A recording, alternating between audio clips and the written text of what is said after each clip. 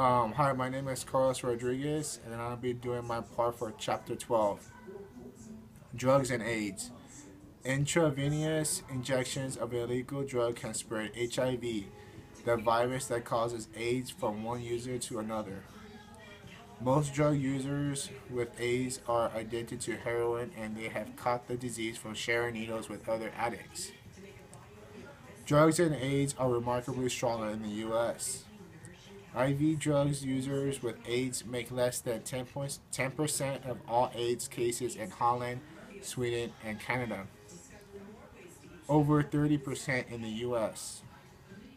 The proportion is higher in some US cities, 40% in New York, 65% in Newark. The spread of AIDS virus has virtually stopped among gays due to the practice of safe sex, but continue among IV drug users because they refuse to practice safe needles even when it is easily available to them. Why do they take terrible risks of HIV infections? One reason is that they are drug addicts rather than occasional drug users. Their craving for drugs is overwhelming that they must shoot up right away and cannot be bothered with taking precautions. Another reason is that the essence of addicts' lifestyle is a risk taking. Their habit alone is daily with morality given a life filled with risk. A third reason has to do with difference in social background between gays who practice safe sex and IV drug addicts who spurn safe needle use. Crime and drugs. Research in the US and other countries have closely shown a strong link between drugs use and crime. People who use illegal drugs generally commit more crimes than those who do not.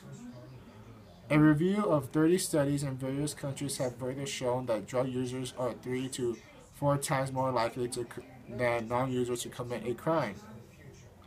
Do all these mean that drug use causes crime? One answer is yes, according to drug enslavement theory, and yet the answer is no, according to the general deviance syndrome theory. The question is, does the use of drugs cause crime, or are criminals more likely to use drugs?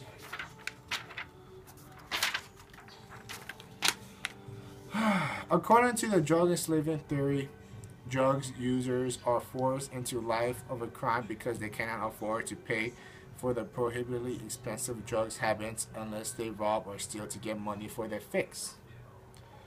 This may be true for deviant users who live in poverty, but inadequate education, lack of job skills, racial discrimination, and suffer other social disadvantages because they are poor, uneducated, and economically unskilled. Those with general deviance syndrome are likely to get involved not only in one form of deviance activities, such as crime, but also in other forms of deviance, such as drug use and drug related criminality. It seems clear that drug use does not itself cause crime for most users, but drugs use instantly criminal tendencies or increase the frequency of drug activity. This may explain the number of offenses committed by drug users. Drugs and social economical status. Whew. Social monocle status measured in terms of education, occupation, and income. People with higher stats tend to use certain drugs, where people with lower stats tend to use other drugs.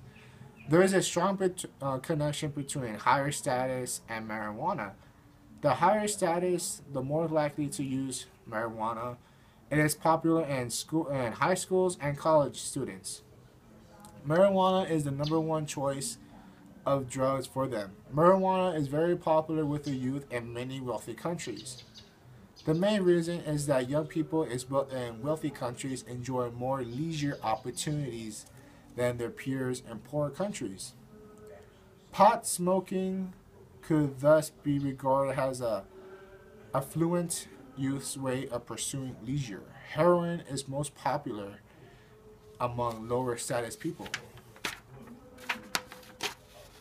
Heroin was introduced in the beginning of the 1900s and even in the 1960s, when a massive number of college and high school students experimented with all types of drugs. In the mid-1990s, more whites started to use heroin primarily because the drug is now pure enough to be snort or smoke with no risk of contacting AIDS. Cocaine has long been associated with affluent people because of its high cost. Today, the drug is more popular among the affluent than among the poor. But since the drug is more or less expensive today, less affluent people have increasingly used it. The cheapest form of cocaine, crack, is particularly popular in the poor. Crack has been called the poorest people drug. As for meth and roofies, they seem to be mainly used in the working class and young people. The working class use meth for euphoria and enhanced self-confidence and bursts of energy. Roofies are popular in young people who like to drink because it has the same depressant as alcohol. People who use drugs tend to use more than one type of drug. In addition, under peer influence, they tend to graduate from using relatively soft drugs such as cigarettes, liquor, marijuana, or using harder drugs such as heroin and cocaine. Becoming a drug user.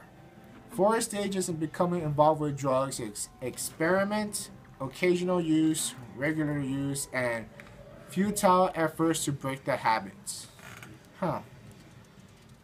Among the users of various drugs, heroin users seem to more likely to escalate in the last 4th stage, addiction, while users of marijuana, cocaine, and other illicit drugs remain in earlier stages, experimental, occasional, and regular use.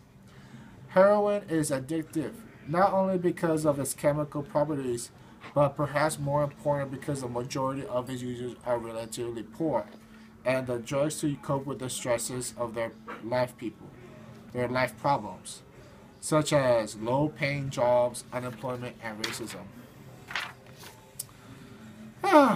Once having tried the drugs, would-be users may go through a learning process with implemented instructions from the drug introducing friends. Howard Becker has identified 3 steps of processing of learning to become a marijuana user: learning the technique to get high, learning to recognize the drug effects, and learning to enjoy the drug effects. With the use of cocaine, heroin, or other illegal drugs, the beginner may also have to learn the first step, the technique of using the drug. The second and the third steps, learn to recognize and enjoy the drug's effect, may not be necessary, because the effects are usually more clear and predictable than the effects of marijuana.